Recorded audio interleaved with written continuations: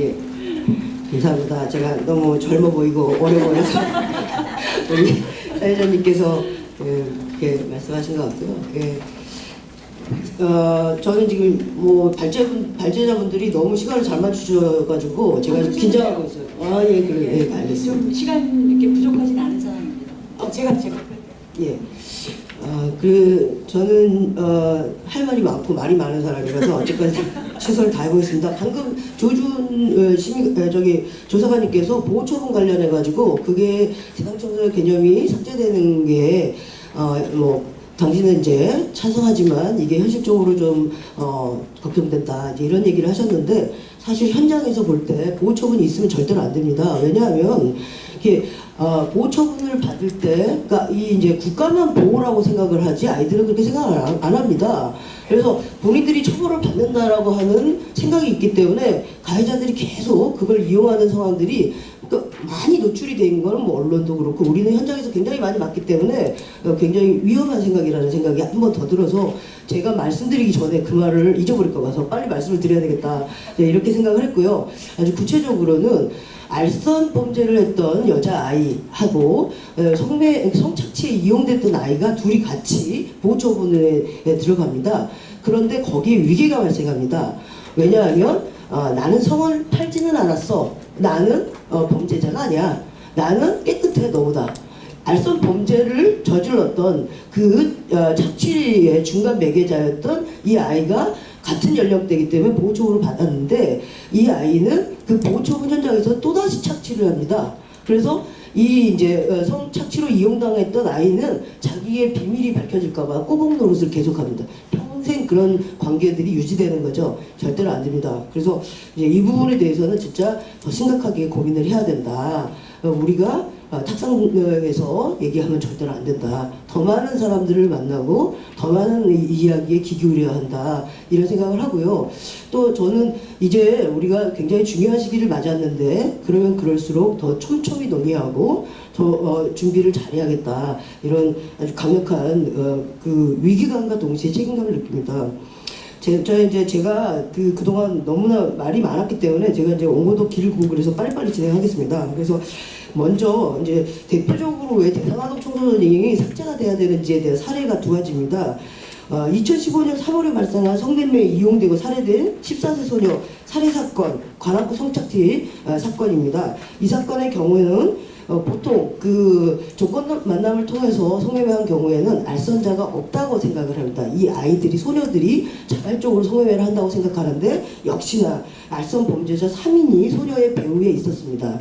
그 과정이 이제 살인을 당했기 때문에 이 배후의 3인이 밝혀지게 된 것입니다. 그러나 이 사건 피해자인 14세 소녀가 살해되지 않은 채 경찰의 함정 수사나 현장 검거로 체포되었다면 14세 소녀는 피해자로 인정받을 수 있었을까요? 절대 아닙니다. 대상 청소년입니다. 그래서 19세 미만 아동 청소년들의 경우 조건 만남 성매매를 했을 경우 자발적이라 하여 보호처분되기 때문에 본인이 처벌받는다 생각하여 현행 법에 호소하기보다는 알선업자들의 지배를 보호로 생각하여 더욱 의지하게 되는 것입니다.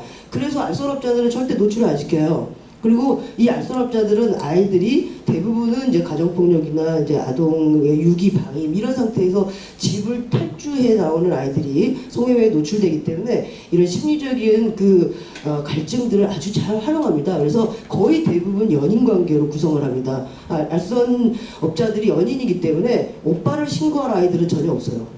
그 아이들은 밥은 못 먹어도 사랑하는 사람을 지켜야 되는 거죠. 본인이 감옥 가더라도 사랑하는 사람 너무나 중요하고 그거를 너무나 잘 활용하고 있는 것이 지금 10대 성매매 알선업자들의 현실입니다.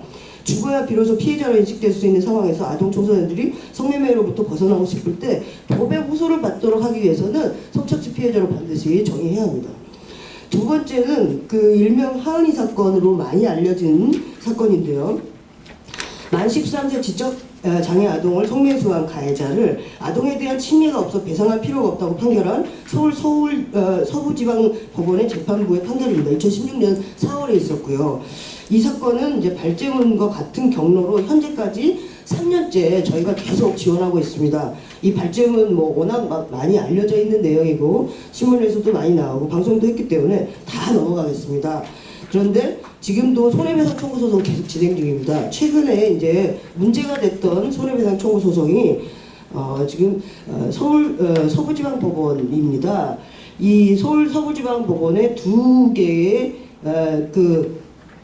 동일한 사건, 같은 법원, 같은 사건, 다른 판결이 났던 사건입니다. 하나는 손해배상이 일부 인정됐고 하나는 원고 패소됐던 사건입니다. 그래서 이제 이게 문제가 돼서 이제 난리가 났던 그런 사건들이고, 서울 서부지방법원에서 1심 원고 패소가 나고 난 다음에 동부지방법원, 북부지방법원에서 전체적으로 손해배상 청구를 전부 이제 다 패소를 내렸던 사건이었기 때문에, 사실 저희 기관에서 이 사건을 지원하면서 원고가 패소를 하게 되면 이 원고가 실제로 그 재판 부담까지 다 해야 됩니다. 이게 그래서 이제 저희 기관 같은 경우는 워낙 선배 소송을 6군데다 해놨기 때문에 저희는 이제 이거 이제 재판료까지 우리가 떠받아야 되겠구나. 안 그래도 이제 가난한 집안인데 이거 재판 비용 그 사람한테 다 부담하라고 할 수 없으니까 제가 우리 직원들한테 우리 사무실 빼야 될지도 몰라 뭐 이제 이렇게 얘기할 정도로 굉장히 심각한 고민을 했던 사건이고,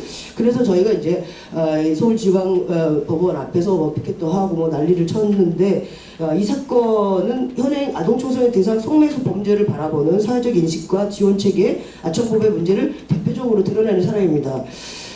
이제 원고를 보시면 되는데, 이 가해자들은 전부 다 형사상 가해자로 처벌을 받았습니다. 성매수자로 처벌을 받았는데, 민사상 손해배상의 책임이 없다고 한 법원의 판결입니다. 재판부는 우선 피해 아동이 지적 장애가 있는 것 같지만 성적 자기결정권 행사는 가능하다고 보았습니다. 따라서 피해 아동은 아청법상 자발적 성매매를 한 아동으로 대상 청소년으로 분류됩니다.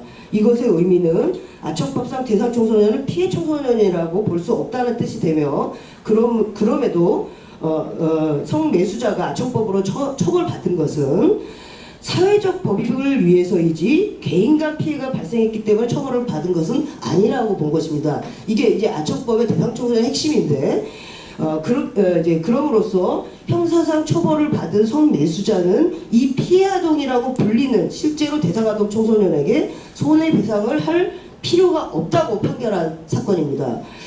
이 사건의 판결이 이제 실정법에서 보면 이 판결은 실제 일리가 있습니다. 왜냐하면 피해 아동 청소년과 대상 청소년을 나눠놨기 때문에 실제로 이 아이가 만 17세의 지적 장애를 갖고 있지만 국가가 등록하는 등록증이 없었고요. 그리고 이 아이는 어플을 본인이 깔고 가출했음, 재워줄 사람이라고 하는 걸 본인이 만들었던 거죠. 그렇기 때문에 이제 형사 수사 과정에서도 이 아이를 해바라기 아동센터에 성폭력 피해 아동으로 최초로 이제 수사를 받았지만, 결국 해바라기 아동센터에서는 이 아이가 성폭력 피해가 아닌 거예요. 그리고 성매매에서도 피해 아동이 아닌 거예요. 왜냐하면 알선자가 없었거든요. 그러니까 이 아이가 해바라기 아동센터에서 피해 아동이 아니니까 우리는 지원 대상이 아니다. 그리고 문제 후딱 시켜버린 거죠. 그래서 수사 과정 처음부터 잘못된 사건입니다. 그러면서 이제 아무 데서 지원받을 수 없는 이 아이가 둥둥 떠다니다가 이제 저희 기관과 만나면서 3년을 같이 갔는데, 결국 최종적으로 법원에서 이렇게 판결한 겁니다. 이거는 아청법이 대상 청소년이 갖고 있는 모든 인권 침해를 드러내는 가장 적절한 판결이라고 보고, 이 판결이 일부 순서는 이 아이가 지적 장애가 있다는 게 인정돼서 일부 순서를 한 겁니다. 대상 아동 청소년이 여전히 있는 한 이 아이는 개인 간 손해배상을 청구할 수 없습니다. 이게 이제 아청법의 문제고, 그래서 저희가 대상 아동 청소년을 반드시 없애야 된다고 얘기를 하는 겁니다. 그러면 국제인권기준과 외국 입법례를 살펴보면요, 성매매 관련 국제협약에 보면 인신매매 금지 및 타인을 내춘 행위에 의한 착취금지에 관한 협약 및 최종 의정서가 있습니다. 이거는 부녀자 매매 금지 등을 규정한 협약입니다. 우리나라의 경우 1961년 국회 비준 등을 거쳐 1962년 5월 14일부터 협약이 국내에 발효 중입니다. 두 번째, 여성차별 철폐 협약입니다. 1979년 유엔에 의해 채택된 성차별에 대한 대표적 국제협약으로 1981년 9월 3일에 발효되었으며, 여성 인신매매와 성매매 억제에 대해 전 세계적으로 가장 많은 국가가 비준한 국제협약입니다. 우리나라는 1984년 유엔 여성 차별철폐 협약에 가입하고 비준한 이래 정기적으로 협약의 이행 상황에 대해 유엔 여성차별철폐위원회 심의를 받고 있습니다. 세 번째, 여성과 아동 인신매매 예방 억제 처벌을 위한 유엔 의정서입니다. 팔레르모 의정서라고 불리는데 이 의정서는 인신매매의 폐해와 각국 정부의 공동대처 필요에 대한 국제사회의 경각심을 일깨우는 데 초점을 맞췄습니다. 강제노동, 노예제, 준노예적 관습에서 비롯한 인신매매를 포함하여 일체 인신매매 행위를 처벌해야 한다는 국제적 공감대가 최초로 형성되었고, 각국 정부의 대응이 3P 원칙을 반영해서 예방과 범죄자 기소와 피해자 보호 등 이 원칙을 반영해야 된다고 규정하고 있습니다. 많은 전 세계적인 지금 입법이 이 3P 원칙을 반영해서 지금 진행되고 있습니다. 그리고 인권 내 공고 내용 및 평가입니다. 이 한국 국가인권위원회에 이제 구성되어 있는 제1기 인권 내 공고의 핵심 추진 과정이 있고요. 이 이제 2기가 지금 지냈고요. 그리고 이제 3기가 구성 중입니다. 이건 읽어보시면 될 것 같고요. 그리고 유엔 아동의 권리에 관한 협약입니다. 1989년 채택된 유엔 아동의 권리에 관한 협약 제34조는 아까 이제 이효숙 대표가 이제 잘 말씀하셨는데, 당사국은 모든 형태의 성적 착취와 성적 학대로부터 아동을 보호할 의무를 진다고 규정하고 있다. 이 목적을 달성하기 위해 당사국은 다음 사항을 방지하기 위한 모든 적절한 국내적, 양국 간, 다국 간 조치를 취해야 한다. 아동을 모든 위법한 성적 행위에 종사하도록 유인하거나 강제하는 행위, 아동을 성매매나 기타 위법한 활동에 착취적으로 이용하는 행위, 아동을 외설스러운 공연 및 자료에 착취적으로 이용하는 행위라고 규정하고 있습니다.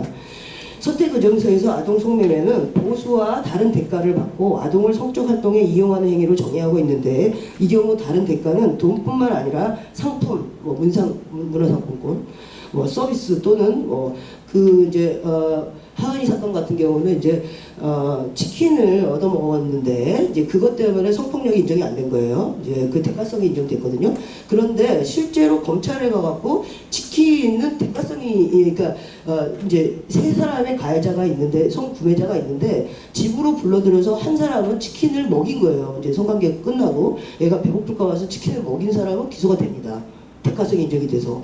그런데 두 사람은 아무것도 안 먹이고 얘를 쫓아냅니다. 성관계 후에. 그런데 대가성이 인정이 안 돼서 성매매가 인정이 안 됩니다. 누가 더 나쁜 놈인데 이게 무혐의가 되는 거죠.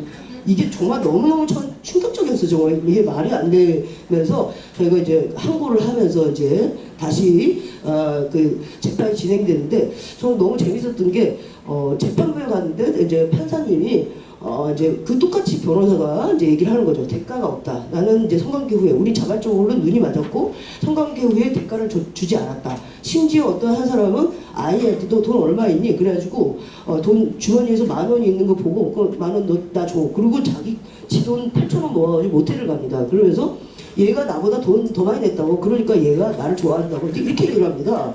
그런데 그게 검찰에서 먹혔는데 재판에 가니까 판사님이 네가 다 나쁜 놈이야 시끄러워 이렇게 얘기를 하는 거예요. 그래서 와, 이거는 누구를 만나는지에 따라서 너무 다르게 그래서 이거는 귀에 고르면 귀걸이, 코에 고르면 좋은 사람 만나면 장땡, 안 좋은 사람 만나면 인생 족치는구나 이런 생각이 드는 거예요. 이거 말이 안 되는 거죠. 그래서 이제 이런 상황에서 이제 여기서는 상품이나 서비스 또는 기호품을 의미하고 음식이나 숙소 또는 약 등 필수품을 교환하는 행위도 포함됩니다. 성매매가 불법이 아닌 국가에서는 종종 16세, 17세 아동들의 성착취가 범죄 행위가 아닌 경우가 발생하기도 하고, 왜냐하면 대부분 이제 만 18세를 아동이라고 보기 때문에 만 18세를 아동이라고 보기도 하고 만 16세 이하를 아동이라고 보는 나라들이 있기 때문에 이제 그런 나라들의 사각지대가 발생하는데, 보통 16세, 17세는 성적 자기결정권을 행사할 수 있고 사회 판단은, 그러니까 상대방을 선택할 수 있으니까 이제 얘네들 같은 경우는 피해자가 아니야 이제 이렇게 생각하는 경우가 있다는 얘기인 거죠. 그리고 불법인 국가에서는 범죄자로 취급되는 경우가 있어서 문제가 된다고 이 선택의정서에서 얘기하고 있습니다. 동선택의정서 제8조 1항에서는 당사국이 모든 형사 절차에서 아동의 권리와 이익을 보호하기 위해 적절한 조치를 취하도록 규정하면서 피해 아동의 취약성을 인정하고 특히 증인인 아동에게 필요한 특별한 요청에 따른 적절한 절차 수정, 이런 여러 가지 이제 선택의정서에서 이제 제안을 하고 있습니다. 읽어보시면 될 것 같고요. 그래서 범죄 피해 아동에 대한 형사제도상 대우에 있어서 아동의 최선의 이익이 최우선으로 고려되는 게 중요하다고 권고하고 있습니다. 의정서에 명시된 범죄로 피해를 입은 모든 아동에게 사회복귀 및 신체, 심리적 회복을 포함한 적절한 조치를 제공하는 것을 목표로 하는 가능한 모든 조치를 취해야 하고, 피해 아동이 법적 책임이 있는 자로부터 보호를 받는데 차별 없이 적절한 절차를 이용할 수 있도록 해야 합니다. 우리나라의 어떤 사법제도는 아이들을 보호한다라고 해가지고 아이들이 성인 될 때까지 감금을 시키는 게 보호라고 생각하나 뭐 이런 생각이 좀 들어요. 그래서 보고 있으면 그 아이들이 어딘가 이렇게 떠도는 아이들, 그러니까 이제 우범 아이들이라고 얘기를 하는데 실제로 성인 더 많이 필요하고 훨씬 더 많은 지원과 훨씬 더 많은 관심이 필요한 애들인데 감금시설에서 성인 될 때까지 묶어두는 거죠. 그러면서 우리나라에서는 이제 이 소년범죄가 없다, 이제 이렇게 생각하는 게 너무나 편의적이고, 이게 이제 아동의 인권을 최우선으로 보장한다라고 하기에는 너무나 부족한 지금의 법무부 보호체계라고 저는 생각합니다. 이렇게 이렇듯 국제협약은 여성과 아동의 보호 강화를 더욱 촘촘히 하는 방향으로 진행되고 있습니다. 앞으로는 더욱더 강화될 거라고 저는 보고 있고요. 이게 진행 방향입니다. 그 다음에 이제 미국의 경우를 보면은 일단 18세 미만 청소년 성매매 관련 법률입니다.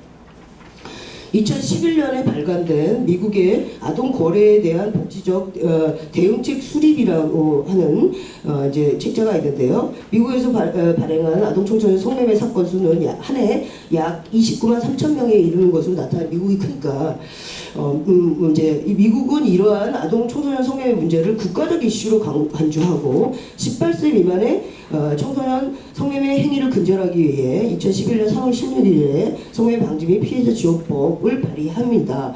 2000년에 이미 인신매매 피해자 보호법을 통과시킨 바 있으나 청소년 성보호 대책을 강화하고자 최근 보다 강력한 새로운 법안을 2011년에 다시 발의한 것입니다. 이 새로운 법안은 18세 미만의 성매매 청소년을 철저하게 성착취의 피해자로 간주하고 성매매 아동 청소년에 대해 보호 처분이나 경미한 수준의 형사 처분을 전혀 고려하지 않는다는 근본적인 취지를 담고 있습니다. 그러니까 미국 같은 나라는 이제 주가 연방이 굉장히 크기 때문에 주마다 좀 상이한 정책을 취하고 있습니다만, 이 미국의 경우 최근 각 주에서 아동 청소년 성매매를 다루는 시각과 연방의 입장이 서로 유사한 방향으로 바뀌어가는 추세였습니다. 앞으로도 그렇게 갈 거라고 보고 있습니다. 미국의 2011년 법안에서는 아동 청소년이 성매매를 한 경우 그 아동 청소년을 일반 비행 청소년이나 성인 성매매 여성으로 간주하는 것이 아니라 종합적인 특별 서비스를 제공받아야 할 온전한 범죄 피해자로 간주하고 있습니다. 그러니까 이제 아까 조준 조사관님께서 말씀하신 것처럼 이제 이제 절도 가해자 또는 성폭력 가해자들하고 동일한 보호 처분을 받는다는 거에 대해서 이게 과연 형평성이 맞는 건가? 이제 법무부 관계자님이 저한테도 이제 그 얘기를 하셨습니다. 아동 청소년은 다 피해자다. 그러면 애들이 배고파갖고 절도를 했는데 그 아이들은 그런 피해자 아니냐? 피해자입니다. 저는 정말 피해자라고 생각하고요. 그런데 그 아이들이 성인이 아니기 때문에 보호 처분을 해서 이제 이제 보호 처분을 하는데 그 아이들과 성매매 성착취 피해자하고 이제 그러면 그 애들도 보호 처분하면 안 되지 않냐? 형평성 어긋나지 않냐? 이제 이런 말씀 저한테 하셨습니다. 그래서 제가 그 부분에서 절도 가해자는 가해자입니다. 남의 것을 훔친 겁니다. 근데 성매매에 이용된 아이들은 다른 사람한테 그 아이의 성이 착취된 겁니다. 그러니까 절도를 한 아이들은 아이는 범죄를 저지른 아이고 얘는 범죄의 착취자인 거죠. 어떻게 동일하게 놓고 있는지, 이거는 또다시 국가의 어떤 그 범죄를 바라보는 시각의 문제인데, 아동 청소년이 성매매를 일으키는 주범이라고 생각한다는 거죠. 아동 청소년은 성인에 의해서 성을 착취당하는 거죠. 굉장히 유인하고 권유하고 부추기고 꼬드기고 협박하고 하면서 아동 청소년 계속 성매매를 하려고 하는 성인의 역할을 철저히 맞춰야 하는데, 아이들이 성매매를 일으키고 다닌다고 보는 시각이라고 저는 보고요. 성보호에 관한 그러니까 아청법 같은 경우는 아동 청소년 성보호를 하기 위한 법률입니다. 그런데 그 보호를 위해서 처벌을 한다는 거, 이것도 여전히 이제 어떤 의미에서 우리나라 사법기관의 시각을 드러내는 그런 문제제기 아닌가, 이런 생각이 들었습니다. 그리고 형사사법 시스템 내에서 어떤 전통적인 형사처분도 내리지 않게 하는데 2011년에 새 법안에 의의가 있다고 얘기를 하고 있고요. 청소년의 성착취 피해 경험에 대해 개별 상담 치료 및 지원으로 그 문제를 해결하고 우울증, 외상후 스트레스 장애, 약물 중독 등의 문제를 사례 관리 방법으로 해결하는 접근 방식을 취하고 있습니다. 근데 대부분 제가 이제 이 자료를 준비하면서 여러 나라들 이제 특히나 스웨덴과 영국을 중심으로 제가 방문을 하면서 준비를 했는데요. 대부분 아동 청소년에 대해서는 이런 트라우마 치료에 대한 얘기들이 되게 많았어요. 그러니까 이 아이들이 어렸을 때부터 그 방임과 그 다음에 학대와 이제 부모에 의한 학대나 친족에 의한 방임 뭐 이런 식의 그런 어떤 스트레스 상황에 이미 노출되면서 다시 거기를 도망 나온 아이들이 길에서 만난 성인에서 다시 성착취되는 과정에 아무도 보호받지 못하면서 낙인으로 연연하는 이제 그런 상황에 대한 굉장한 중첩적 그 스트레스 상황에 치료할 수 있는 그런 트라우마 치료에 대한 얘기들이 되게 많이 나오는데 실제 지금 한국에서는 이 성착취 피해 아동에 대한 트라우마 치료가 전혀 안 되고 있고요. 매뉴얼도 없습니다. 그래서 이제 성폭력 상담소에서 이제 이 트라우마 치료를 하고 있는 그런 이제 심리치료사가 뭐라고 얘기를 하냐면은 성매매 아이들은 중독이다, 성중독이다. 그래서 병원에 강급 치료를 한다 이렇게 얘기를 하는 거예요. 그래서 내가 깜짝 놀랐어요. 이제 그러니까 성폭력 피해는 이 착취라는 거죠. 당했다라고 하는 생각이 있고 성매매를 자발적으로 제공했다고 생각하기 때문에 다르게 본다는 거죠. 이게 이제 전문가들의 시각도 그렇다고 하기 때문에 여기 2차 피해가 발생하지 않으리라고 하는 보장은 없습니다. 그래서 저는 기존 시스템에서 과연 이 피해자들을 다룰 수 있을까? 그리고 우리는 지원체가 진짜 없다. 더 많은 전문가들을 교육시키고 더 많은 전문가들이 이 아이들을 위해서 서비스를 제공해야 되고 그런 차원에서 뭔가 지적인 어떤 콘텐츠들이 구성되고 이게 쌓여야 한다. 저는 그렇게 생각을 하고 있습니다. 그리고 이제 캐나다입니다. 이제 캐나다 같은 경우는 아동 청소년 성매매 관련 법률에 보시면 최근 20여 년 동안 아동 청소년 성매매 근절에 대한 국가적 관심으로 새로운 법률 조항들과 성매매 피해자 지원 기구들이 만들어졌습니다. 정책적으로 아동 청소년 성매매라는 표현 대신 아동 성착취라는 표현을 법률 용어에 사용함으로써 성매매 아동 청소년이 범죄 피해자라는 사실을 명확히 했습니다. 그러니까 제가 보는 여러 선진 국가들은 성착취 피해라고 하는 단어를 전면에 쓰고 이제 더 이상 아동 청소년 성매매라는 용어를 다 폐기하고 있는 상황이었습니다. 그리고 아동 청소년 성매매 예방 정책 및 관련 활동들을 보시면 성매매 예방 활동을 굉장히 캐나다에서 주력을 하고 있고요. 그리고 성별 근거 분석 시스템을 만들었는데 이거는 남자 아동 청소년의 성매매 문제에 관심을 기울이고 있는데 특히 성별 근거 분석 시스템을 도입하여 성매매 아동 청소년을 지원할 때 피해자의 성별 특성을 고려한 과학적인 사례 관리 방식을 강조하고 있습니다. 이게 이제 유럽에서 되게 고민되고 있는 문제, 남자 아동들이 성착취의 피해 대상이 되는 문제들이 유럽 사회에서 되게 중요한 이슈로 다뤄지고 고민되고 있더라고요. 그러면서 남자 아이들은 성착취를 그러니까 성폭력을 당할 수 없는 것처럼 인식이 되기 때문에 본인이 더 수치스럽고 말하지 못하는 뭐 그런 상황들에 대해서 인지하고 이 선진국가에서 이 남자아이들에 대한 보호 지원을 강화하기 위해서 이렇게 성별 근거 분석까지 만드는구나. 부럽다. 이런 생각이 좀 들었고요. 국가 아동 착취 조정 센터라고 해가지고 국가 차원의 지원 프로그램을 개발하기 위해서 국가 아동 착취 조정 센터를 아예 국가적 시스템으로 만들었습니다. 이것도 저희가 계속 주장하는 건데 IT 기술이 발달하면서 사이버상에 성매매 업소들이 사이버상으로 다 들어왔습니다.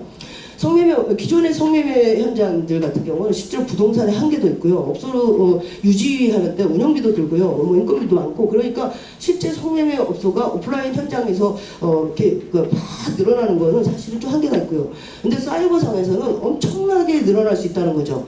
땅도 한계가 없습니다. 돈도 안 듭니다. 그러니까 엄청나게 사이버상에서 늘어나는 이 성착취, 성매매 현실들을 어떻게 규제할 것인가는 저는 국가 차원에서 고민하지 않으면 앞으로 정말 미래가 걱정된다. 이 아이들이 어렸을 때부터 성매매에 노출돼가지고 결국은 습관처럼 그 업의 습관이 된 아이들은 결국 성인이 돼서도 성매매 업소에 유입되는 게 장기적으로 직업화되는 겁니다. 그걸 보면 그러면 앞으로 우리나라의 성매매 문제 어떻게 해결할 건가? 이거는 국가적 차원에서 정말 주요 이슈로 삼지 않으면 진짜 저는 앞길이 깝깝합니다. 우리 기관에 오는 아이들이 너무나 험해서 쟤네들 어떻게 오래 살 수 있을까? 지명이 살까? 저 그런 생각 되게 많이 들거든요. 그 어린 것들이 그거를 견디는 것만 해도 저는 어떻게 저렇게 저걸 견딜까? 나는 정신이 그 말만 들어도 정신이 탱탱탱탱 나저 버리거든요. 근데 그 어린 것들이 그런 일을 겪고 평생을 저런 일을 꿈에도 계속 나타났고 절대 잊지 못하는 저런 상처들을 왜 갖고 가야 되는지, 그리고 굉장히 다수입니다. 그리고 이 사이버상에서 지금 굉장히 늘어나는 거예요. 아무런 대책이 없습니다. 이런 식으로 방치하는 게 벌써 몇 년째입니다. 이제 더 이상 그럴 수 없고요. 이 부분에 대해서 이제 캐나다의 이런 활동들은 되게 저희가 참고하고 반드시 반영했으면 좋겠습니다. 이번에 이제 스웨덴 스톡홀름과 영국 런던을 제가 이제 아산 나눔재단에서 지원을 받아서 제가 며칠 전에 갔다 왔습니다. 스웨덴 같은 경우는 이제 성매매를 이제 가해자만 처벌하는 법률을 만들어서 노르딕 모델이라고 해가지고 성매매 반대하는 활동가들에게는 뭐 이상향인 것처럼 생각되는 그런 나라인데, 거기를 좀 갔다 왔는데 거기 나라에 대해서 제가 좀 중점적으로 소개를 해야 되는데 사회자가 저한테 이제 시간이 다 됐으니까 편지 쓰시는 것 같네요. 네. 제가 계속 눈치 보고 있었거든요. 이제 저는 이제 그러면 이거는 이제 스웨덴 이제 스웨덴에서는 뭐라고 이제 2015년 예전에 이제 1999년에 스웨덴은 특별법으로 이제 성매수자 처벌법이 특별법으로 제정되었는데 2015년도에 형법에 포함되었고 성폭력 장애 포함됨으로써 성매매하고 성폭력 이제 전혀 구별을 하지 않습니다. 그래서 이제 이 형법에 아예 들어가 버렸다고 하는 건 국가가 굉장히 이 범죄를 크게 본다고 하는 거고요. 스웨덴은 법을 처음 만들 때 수요가 없어지면 종사자도 없을 것이라는 생각에서 시작했고요. 이제 1999년 제정 이후 성매수자는 처벌하지만 제공자는 처벌하지 않는다는 기조를 현재까지 유지해왔고, 그 취지에 기반해서 법 도입한 후에 조사를 해본 결과 성매매가 반으로 감소했으며 음성화 우려도 그렇게 볼만한 것이 없기 때문에 지금 긍정적으로 평가했다는 거죠. 그래서 이 특별법이 이제 형법에 포함된 거고요. 스웨덴 정부는 성매매를 남성의 여성에 대한 폭력이며 남녀의 성평등과 관련된 주제로 생각하고 법 시행 후 남성을 대상으로 조사한 결과 72%가 성매매에 대해 부정적으로 나타났고 남성들의 인식도 많이 달라졌다고 봅니다. 그리고 스웨덴 정부는 성을 파는 사람을 왜 처벌하지 않는가라고 하는 질문을 계속 받지만 이건 굉장히 중요하다. 이들은 사회적 약자고 희생자이기 때문이다. 처벌하지 않는 중요 장점은 두려워하지 않기 때문에 경찰 사회복지사 담당이랑 대화하기가 훨씬 수월해졌고 이를 통해 많은 문제들이 해결된 사례가 있기 때문에 처벌하지 않는 것이 굉장히 중요하다, 이런 얘기를 했는데, 저희가 이제 스웨덴 대사님을 만났는데 스웨덴 대사는 한국 활동가들하고 똑같이 말을 하는구나, 이제 이런 생각이 드는 거예요. 이제 그러면서 이 사람들이 저렇기 때문에 스웨덴에 저런 법이 만들어졌을까? 아니면 저런 법이 만들어졌기 때문에 대사님이 생각이 바뀌었을까? 저는 그런 고민이 들어서 법제화가 굉장히 중요하다, 이제 이런 생각이 들었습니다. 그리고 또 중요한 부분이 스톡홀름에 있는 카운티 카운슬이라고 하는 행정위원회로 저희가 이제 번역을 했는데요. 이거는 주에서 실시하는 의회와 정부의 결정에 책임 있는 정부기관으로 정부 활동을 조정하고 지자체의 발전을 보호하고 여러 분야의 업무와 정보를 취급하는 기구인데, 성매매를 규제하는 전략들이 굉장히 강력한 업무 중에 있었습니다. 구조를 보면 국가경찰과 인신매매 분야 전문경찰, 국경경찰, 경찰청, 구텐버그 검찰센터, 스웨덴 이민국, 스톡홀름 구텐버그, 말미에 있는 사회복지 특별부서, 그 밖에 필요한 다른 적임자들이 한 테이블에 다 들어와서 각기 다른 자기 일을 하면서 어떻게 하면 성매매, 인신매매 피해자를 발굴할 수 있을지에 대해 연구하고 매월 만나서 피해자 지원에 대해서 상호 협력하는 일을 하는 게 바로 이런 행정위원회가 있었습니다. 그래서 이제 본인들은 NGO에서 피해자를 지원하는 것이 아니라 정부기관의 전문가들이 협력해서 지원하기 때문에 효과성이 훨씬 높다, 이렇게 평가되고 있다고 얘기를 했습니다. 그리고 이제 정리를 해보면 스웨덴은 정부가 성매매, 인신매매 이슈를 주도하고 있으며 피해자 발굴과 지원, 귀국 지원, 성매수자 처벌과 범죄 기록 책정, 교육에 이르기까지 정부의 전문가들 행정위원회를 통해 그 역할을 하고 있었고요. NGO와의 협력을 중요하게 생각하고 있지만 정작 제가 찾아갔던 NGO 단체들은 정부 지원이 부족하다, 정부가 마음이 변했다, 이제 이런 얘기를 하고 있었습니다.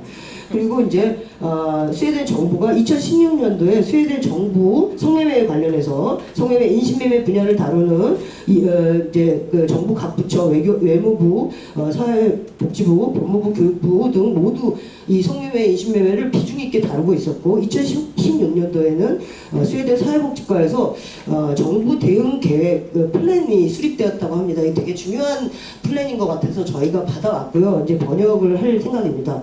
그리고 여기 스웨덴은 아동 청소년을 16세 이하라고 아동을 이제 이렇게 규정하고 있고 16세부터 성매매는 성인과 동일한 지원을 받고 있습니다. 왜냐하면 여기는 성매매를 한 여성은 처벌받지 않기 때문에 다른 시스템 필요 없던 거죠. IT 관련 법은 저희가 그쪽 관심이 많고 저희가 그 일을 하고 있기 때문에 사이버상 관련 법은 현재 없답니다. 그리고 구매자를 잡기 위해서는 사이버상 경찰 TF팀이 있는데 성매매 사이트를 경찰이 맨날 이제 계속 그 모니터링하면서 성구매자인 것처럼 여성에게 접근해서 이 여성이 문을 열어주면 자기가 취소를 하고 그 집을 잠복해갖고 들어오는 놈들을 다 잡는 그런 방식으로 성매수자들을 잡고 있다고 합니다. 그리고 지금 유럽의 포르노그래피 문제가 굉장히 심각한데 그거는 스웨덴의 법무부 장관님이 직접 관할하신답니다. 영국 런던에서는 이제 이 성매매 정책은 영국에서 성매매는 합법이나 성매매 업소 운영은 불법입니다. 그리고 아동 청소년 대상 성매매 용어를 전면 폐지하고 성착취로 규정했습니다. 영국은 만 18세 이상은 아동으로 규정하고 있는데 2013년 법령에 아동 성매매라는 용어를 성착취로 변경을 했고 그래서 그 전에는 성매매라는 용어를 사용해서 성매매의 대상이 되는 아동도 범죄자로 간주될 수 있는 경우가 있었는데 문구를 완전히 변경하여 성착취 피해자로만 인식하게 되었습니다. 그래서 제가 이때 그러면 과거에는 이 아이들이 보호처분 받았냐 계속 물어봤어요. 그랬는데 이분들 보호처분이 무슨 말인지 잘 못 알아들었고요. 이 아이들은 일단 성매매 아동 청소년이라고 법적으로 규정되어 있지만 아이들은 처벌을 받지 않았고 가해자 처벌에만 기여를 했답니다. 그래서 얘들이 피해자로 인식이 되면 가해자 처벌이 높아지고 얘들이 뭐 그냥 자발적으로 성매매했다 되면 이 아이들한테는 아무런 처벌이 없는데 반면에 가해자가 이제 무죄로 나가는 거죠. 이런 식의 차이가 있었지 그 전에도 다를 게 없었다라고 하는 거죠. 2013년도에 이제 성착취 범죄라고 아예 아동 청소년 성매매 용어를 아예 완전히 법적으로 삭제했고 그 법률명은 모던 슬레이브 액트 2015라고 합니다. 이 법도 저희가 이제 번역을 할 그 계획으로 있습니다. 2013년에 가장 큰 규모의 법령이 만들어졌고 최근 온라인 활동을 많이 반영하는 법령이 만들어지고 있습니다. 예, 피해자로 인식되는 가정들이 있고요. 뭐 다 있는데 굉장히 중요한 부분인데 이제 그만 2분 안에 정리하려고 하니까 예, 저도 더 이상 방법이 없습니다, 여러분. 예, 읽어보시면 될 것 같고요. 중요한 건 해도 됩니까? 예, 그러면 영국 경찰 부분을 보겠습니다. 영국 경찰 시스템은 43개로 이루어져 있고요. 저희가 방문한 NSPCC라고 하는 기관은 40년 동안 경찰로 일한 후 내셔널 크라임 에이전시에서 NGO, NSPCC라고 하는 NGO로 파견돼서 일하는 전직 경찰이 있었습니다. 그들의 역할은 아동보호 전문가를 지원하는 역할을 하고 있고요. 한 아이를 두고 워킹 그룹이 있어서 이 아이를 어떻게 지원할 것인가에 대한 정책에 영향을 미치고 있습니다. 그래서 그루밍 감시 체계에 대해서 물어봤습니다. 왜냐하면 한국에서는 이제 권유 유입만 해도 그러니까 성매매가 이루어지지 않더라도 성인 남성이 아이들을 권유 유입만 해도 처벌받는 1년 이하의 징역과 저기 얼마지? 갑자기 잊어버렸는데 아무튼 뭐 벌금에 처한다 이제 이런 부분이 있어요. 유인 권유만 하더라도 그러니까 성매매 이루어지지 않으라도 근데 이제 그 사건을 저희가 한번 해보려고 경찰에 신고했더니 그러니까 범죄가 일어나지 않았다는 거예요. 그래서 이 범죄가 일어나지 않았기 때문에 사건 착수를 할 수가 없다는 거예요. 그래서 이제 IT 그 이제 어플리케이션 운영자한테 그 가해자 신상을 요청할 수가 없답니다. 이 범죄가 일어나지 않았기 때문에 개인정보보호법에 따라서 이 가해자의 신상을 요청할 수가 없고, 그럼 가해자가 특정이 되지 않기 때문에 이 사건을 할 수가 없대요. 그래서 학교 다니는 애한테 이 남자를 유인해갖고 12시에 만나라고 그렇게 얘기를 하는 거예요. 그래서 이게 말이 돼요? 아이한테 막 설득해갖고 너 점심시간에 잠깐 나와 그 남자하고 만나봐. 그럼 경찰이 덮칠 거야. 그건 진짜 아니라고 생각하거든요.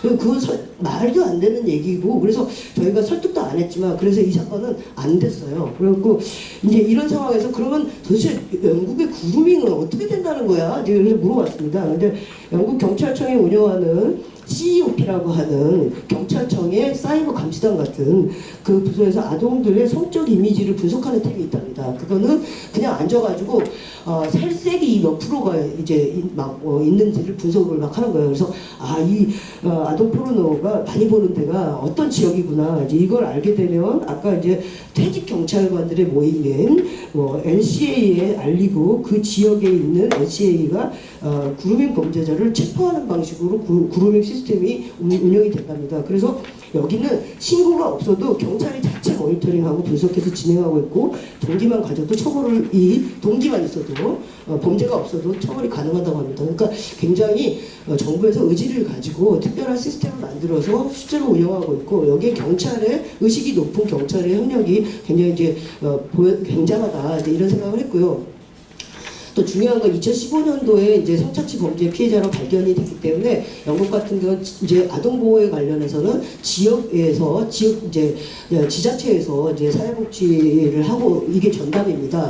근데 만약 성착취 피해 아동이 발생한다면 전문가 한 명을 배치를 한답니다. 그러니까 멘토가 중요하다. 아동 청소년들은 멘토가 중요하고, 이 라포가 형성되기 전에는 아이들은 말을 하지 않기 때문에 전문가 1인이 굉장히 긴밀하게 이제 배치가 되면서 이 아이의 모든 이제 플랜을 짜고 이런 게 시범적으로 지금 진행이 되고 있다고 합니다.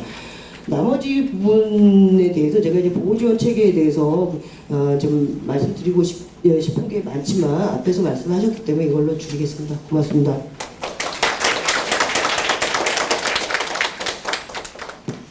예.